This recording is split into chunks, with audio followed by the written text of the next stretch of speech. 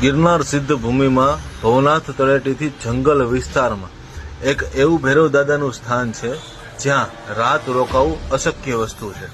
આ જગ્યા છે ભવનાથ પાર્કિંગની સામે જે એક સિંગલ કેડી પડે છે એ રસ્તાથી અંદર આ જગ્યા આવે છે.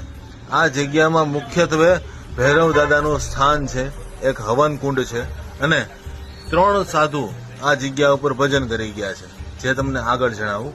પણ આ ભૈરવ દાદાની સામે એક મહાદેવનું ખૂબ જ પ્રાચીન સ્થાન છે જેનું નામ છે ઓમકારેશ્વર મહાદેવ, જે પ્રકૃતિના 16 કળાની વચ્ચે અને નદી કિનારે આવેલું આ સ્થાન છે.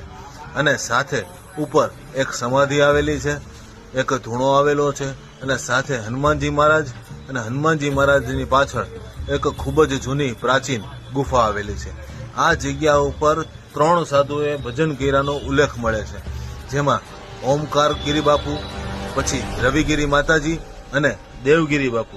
અને જે સમાધિ છે એ દેવગીરી બાપુની સમાધિ છે એમ કહેવાય છે. આ જગ્યા ઉપર ત્યારબાદ કોઈ રોકાઈ શક્યું નથી એવી આ જલજલા જગ્યા છે. શું તમે આ જગ્યાના દર્શન કરેલા છે?